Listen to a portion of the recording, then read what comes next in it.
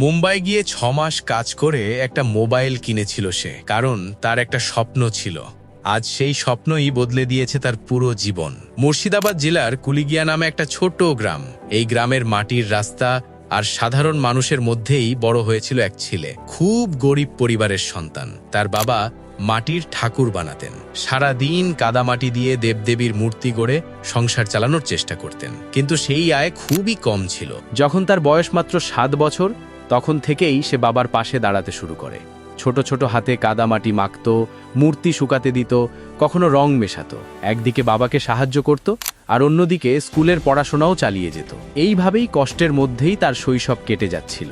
কিন্তু তার জীবনটা সত্যিকারের বদলে যায় যখন তার জীবনে আসে একজন মানুষ, তার সবচেয়ে ভালো বন্ধু সুজন।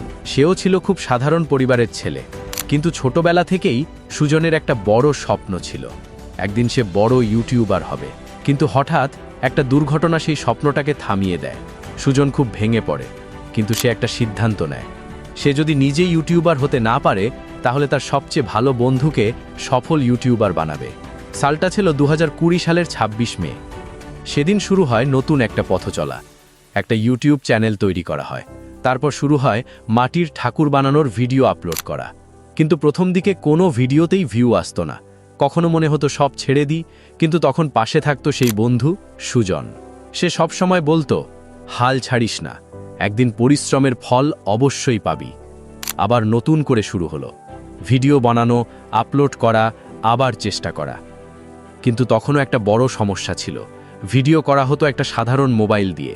ভিডিওর কোয়ালিটি ভালো ছিল না, এডিটিংও ঠিকভাবে জানা ছিল না। তখন একটা বড় সিদ্ধান্ত নেওয়া হয়। সে মুম্বাই চলে যায় কাজ করতে। 6 মাস কঠোর পরিশ্রম করে কিছু টাকা জমায়। তারপর সেই টাকায় কিনে ফেলে একটা নতুন OnePlus Nord মোবাইল। সেই দিনটা ছিল তার জীবনের একটা নতুন শুরু। এরপর থেকে ভিডিওর কোয়ালিটি অনেক ভালো হয়ে যায়, আর ভিডিও এডিটিং করত তার সেই বন্ধু সুজন। দিনের পর দিন পরিশ্রম চলতেই থাকে, ভিডিও বানানো, এডিট করা, আবার আপলোড করা। ধীরে ধীরে মানুষ সেই ভিডিওগুলো দেখতে শুরু করে। তারপর আসে সেই স্বপ্নের দিন।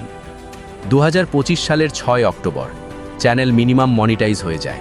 তারপর মাত্র কয়েক দিনের মধ্যেই 2025 সালের 20 অক্টোবর চ্যানেল ফুল মনিটাইজ হয়ে যায়। এর কিছুদিন পরেই পূর্ণ হয় 1 লাখ সাবস্ক্রাইবার, আর বাড়িতে পৌঁছে যায় ইউটিউবের সিলভার প্লে বাটন। আজ সেই চ্যানেলে 2 লাখের বেশি সাবস্ক্রাইবার। আর এই সফলতার পেছনে আছে শুধু পরিশ্রম নয়, আছে একটা সত্যিকারের বন্ধুত্ব।